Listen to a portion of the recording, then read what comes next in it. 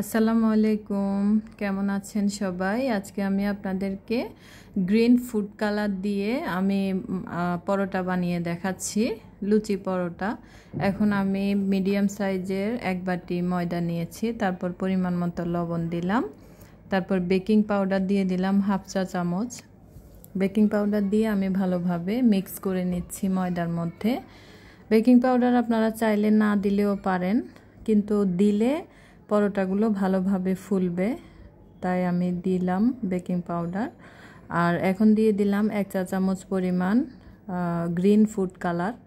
Green food colour দিয়ে আগে আমি একটু মেখে নিচ্ছি, তারপরে পানি দিব। পানি দিলে সুন্দর কালার চলে আসবে।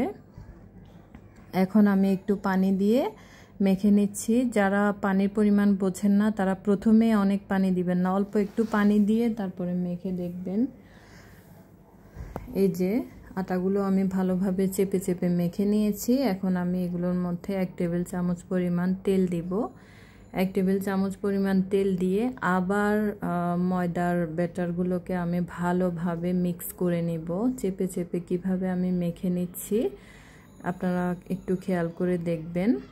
তাহলে এভাবে ভালোভাবে যদি আপনারা চেপে চেপে মেখে নেন তাহলে কিন্তু ময়দার ব্যাটারটা ভালো হবে এবং পরোটাগুলো ভালোভাবে ফুলে উঠবে। মাখা হয়ে গেছে, এখন আমি 10 মিনিটের জন্য ঢেকে রাখবো। আরেকটা টিপস দিব বলেছিলাম, যে কড়াইতে আপনারা ঝাল কিছু ভাজেন আর ওই কড়াইতে যদি আপনারা পিঠা হোক পরোটা হোক কিছু ভাজেন তাহলে কিন্তু উঠতে চায় না। তাই হচ্ছে একটু পানি দিয়ে 1 চামচ লবণ দিয়ে এভাবে পানি উতলিয়ে ফেলে দিবেন। ফেলে সুন্দর করে ধুয়ে তারপরে ওই কড়াইতে আপনারা যে কোনো কিছু পিঠা টাইপ কিছু ভাজলে আর কড়াইতে লেগে যাবে না। এখন আমি পরোটার জন্য অল্প একটু আটা নিয়ে নিচ্ছি, নিয়ে তারপরে আমি পরোটা বানানোর জন্য এখানে আমি অল্প একটু ময়দার গুঁড়ো দিব। তেল যেহেতু আগে দিয়েছি এখন আর তেল দেওয়ার প্রয়োজন নেই। এখন আমি অল্প পরিমাণ ময়দার গুঁড়ো দিয়ে এগুলো আমি পরোটাগুলো আমি বানিয়ে নিব। কিভাবে বানাচ্ছি দেখুন, এই যে বানিয়ে নিয়েছি। এখন আমি তেলের মধ্যে দিয়ে দিব।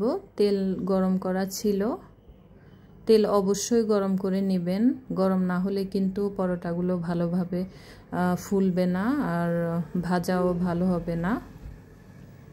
পরোটা দেওয়ার পরে আপনারা সাইডে দিয়ে একটু চেপে চেপে দিবেন, আমি যেভাবে চেপে দিচ্ছি, তাহলে ভালোভাবে ফুলে উঠবে। সাইডে দিয়ে দেখুন খেয়াল করে। পরোটাগুলো দিয়ে কয়েক সেকেন্ড আপনারা এক পাশ রাখবেন, তারপরে আবার আরেক পাশ উল্টে পাল্টে দিবেন। পরোটা যখন হালকা কালার চেঞ্জ হবে তখন বুঝবেন যে এক পাশ হয়েছে, তারপর আরেক পাশ আবার উল্টে পাল্টে দিয়ে এরপর নামিয়ে ফেলবেন। আমি আপনারা বোঝার জন্য আরেকটা পরোটা আমি ভেজে দেখাচ্ছি। তেল যখন ভালোভাবে গরম হবে তখন দিলে পরোটাগুলো আসলে ভালোভাবে ভাজা হয় আর ফুলে ওঠে।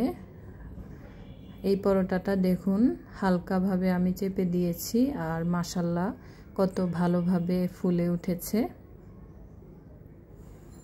এই যে একদম পারফেক্টভাবে পরোটাটা ফুলে গেছে মাশাআল্লাহ।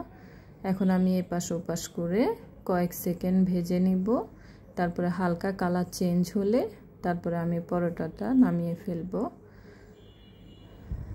এই যে নামিয়ে ফেলছি, হয়ে গেছে আমার সবগুলো পরোটা। কেমন হয়েছে আমাকে জানাবেন, ভালো লাগলে লাইক কমেন্ট শেয়ার করবেন। আল্লাহ হাফেজ।